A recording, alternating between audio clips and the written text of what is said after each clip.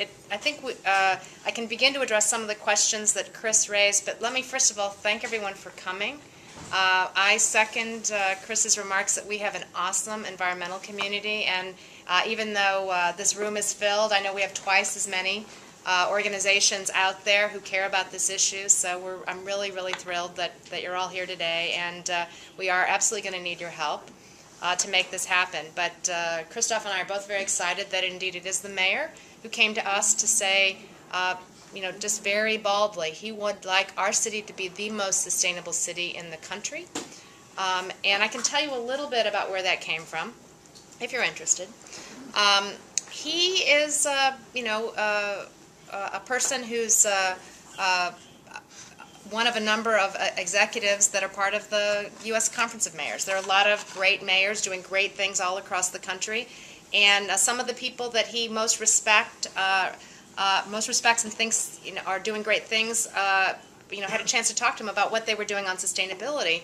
And I think he heard a lot of really wonderful things, but I think he also observed that some of their stretch objectives, some of the things that they most wanted to achieve in terms of green buildings, green roofs, transportation, we'd already done that in the district, that we were already past those numbers, and that we, you know, we collectively built kind of a big platform to be on. Now, we're not a city that necessarily touts our accomplishments, and it's never been our stated ambition to be the most sustainable city in the U.S., but the mayor came away thinking, you know, we have a great community in the District of Columbia. We've got a great nonprofit community. We've got an incredible private sector community that helped us get to this green building goal.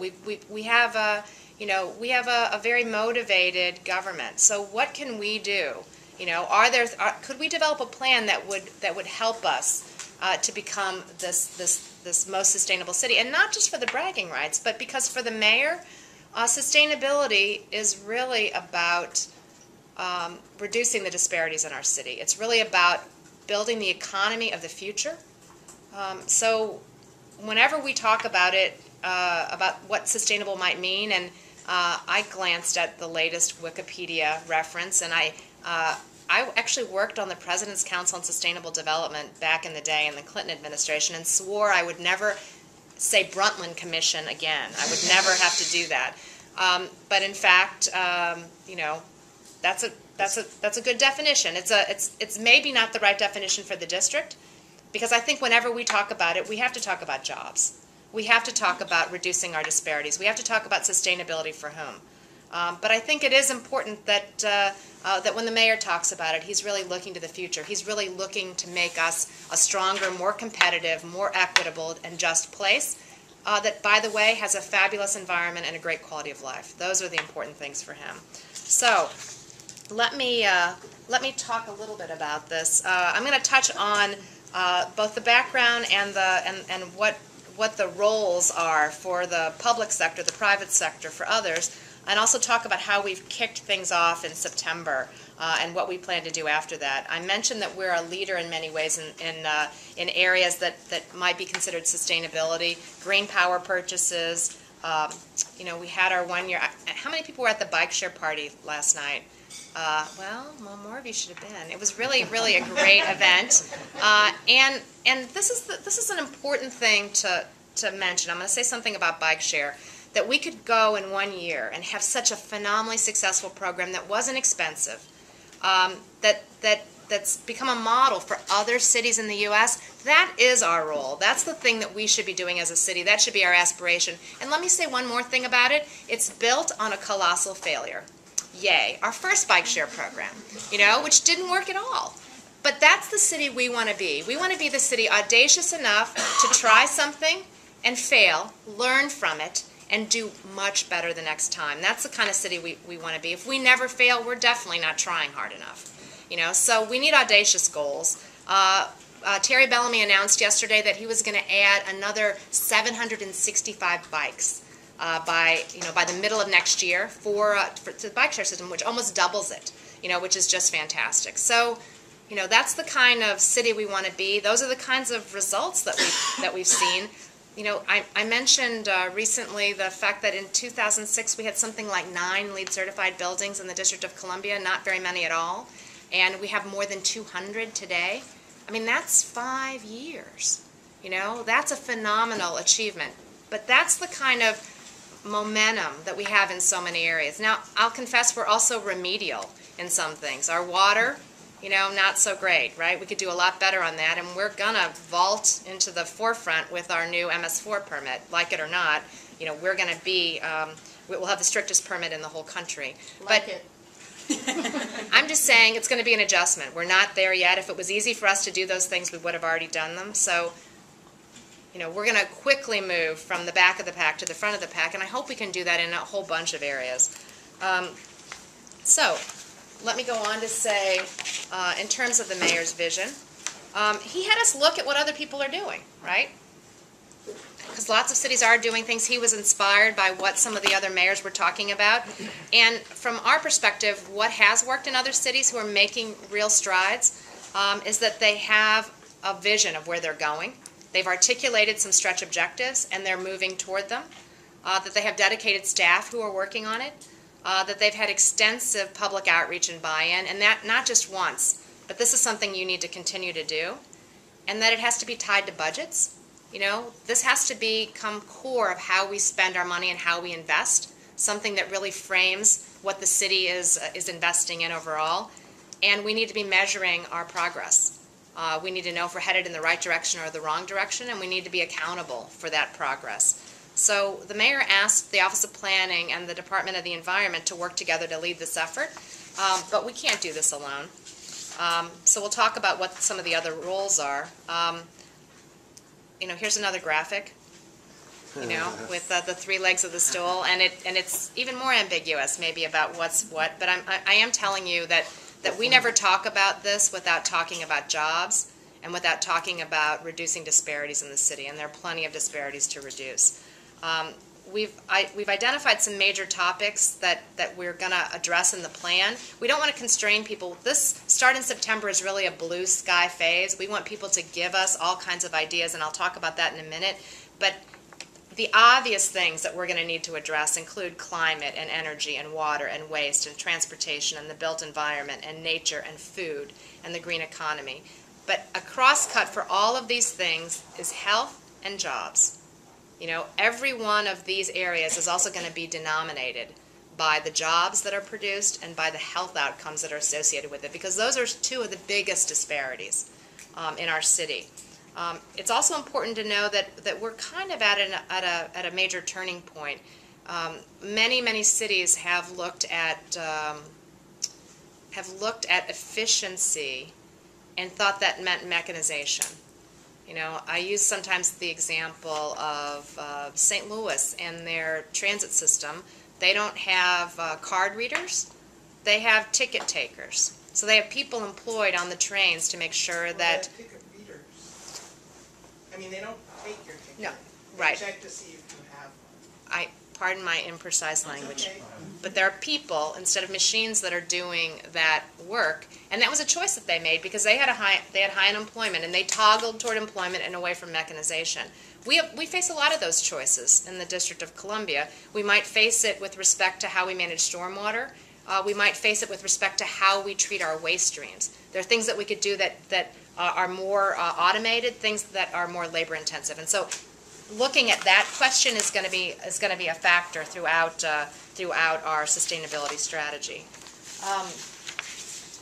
So what we want to accomplish, we have a lot of efforts that we've started to undertake. The Climate Action Plan, Green DC. We've got things going on in an esoteric part of city government, our zoning code, right? We've got a lot of efforts all across the city, but this sustainability plan is designed to unify those things, pull them together, and to put those goals and objectives out there. I mentioned how important this is to economic development, but part of what we have to do when you talk about communications, this is also about changing the norms in our city. I love the example. Another recent success is the bag law. You know, I mean, how wonderful is that? I mean, I sometimes pull out my purse. I mean, there was a lot of hue and cry, right? When the bag tax passed and people thought it was terrible. But you know, how hard is it you know, to just have these two small things, like, you know, with you all the time. So, like, what good is a disposable plastic bag? And just those small changes, you know, make a really huge difference. And that's something we could have always elected to do, but we just didn't bring that issue to people's attention. So a lot of what we're talking about in the sustainability strategy is going to be about how we communicate small changes that businesses can make, that churches can make, that neighborhoods can make, that households can make, that individuals can make, that will make a difference for our city. And what can the city do in terms of how we encourage and enable many, many more sustainable practices? High-level timeline is that we've kind of kicked it off in terms of our public outreach. We want to get people's input. We want to get some contractors on board, because some of the things that we want to do require some research. I mean, we're going to be asking a lot more of our infrastructure. I mean, one of the things that the sustainability plan has to deliver for us, when you talk about funding, we don't want funding for sustainability. We want to take the funding that was for infrastructure and make it for sustainable infrastructure, that was for transportation and make it for sustainable transportation, that was for waste. So part of it is trying to figure out, you know, how we can spend the $1 and get the $4 or $5 worth of benefits that we know are out there. So we need our streets to do more than just carry cars, okay? We already carry more bikes and peds, but we need our streets to better manage our stormwater. You know, so how do we do that? And so there's a research component to what we're doing. We're trying, you know, we need to push the envelope. We're doing it a little bit with our streetcar as an example. There aren't streetcars commercially available that run on batteries, but we've put out an RFP. We've asked, is that me? It might be me. Which bag? Yeah, I'll never find it. That's in one of your grocery bags. I hear it somewhere, but I'm terribly sorry. It would be. There you go. Sorry. Little comic relief. Yeah, I'm sorry. It's on good and loud. That's good. What was I saying? Streetcars. So, like, pushing the envelope by asking for people to develop streetcars that will run on batteries. Like, if you don't ask the question, you're never going to get the answer that you want, right? If you don't ever ask. So we need to ask our infrastructure to do more for us. And so that's part of what we're going to be doing, hiring some consultants and getting that to happen. The mayor's also asked us to try to gather some of these preliminary ideas soon enough that we can begin to try to influence the 2013 budget. Okay, so that this begins to appear in budget priorities for agencies, even though the full plan won't be done until basically time to influence the 2014 budget. But he wants to start to see what we can start to do immediately. So we would hope to have groups of folks working together in working groups around topics. We have a lot of expertise, not just in this room, but unusually so in our city, that we really want to be able to tap. You know, people who consult with folks all across the globe about how to do the very things that we're talking about. We want to apply their expertise to what we're doing. So we'll have kind of what we're calling a green ribbon committee that will help to kind of advise us at a high level, bring some of those supercharged people to focus their sights on the district, but also lots and lots of working groups around our specific topics to actually develop the recommendations. Filter some of the research that we're doing, look at what's possible. And the hard work is going to be to set those audacious goals. They need to be stretch enough, you know, that we are inspired to fail sometimes, right? We are inspired to really try to innovate, but not so stretched that they're ridiculous, you know, that we're not going to be able to ever meet them. So that's going to be part of the work of that. So we hope within 6 months to have a draft of the plan completed. And then we'll really be sitting down with the stakeholders and talk about how we implement this. What, you know, is this going to require legislation or regulation or new incentives or a different way of organizing what we do? And, you know, that is the very hard work. Think about any single thing like the Green Building Act and think about how long it took to kind of make that happen. So this will be that on steroids. So, you know, it's an ambitious plan to try to get from that draft plan to a final plan in another 6 months, but that's what we're really hoping to do. The public's role, you know, we're trying to engage people right now to be audacious, to give us their their most deeply held aspirations for the city, to think about the areas that they know and care about and where we could really be incredibly innovative and incredibly sustainable. So part of how we're doing that is asking people what their ideas are. So we've put up a website called sustainable.dc.gov, and I'll pass some of these out. They're the same cards. We carry them around now to every meeting so that people can, even as we're talking, they can jot down their ideas and we can get them posted to the website. We're crowdsourcing this. So we're asking people to vote on ideas that they really like.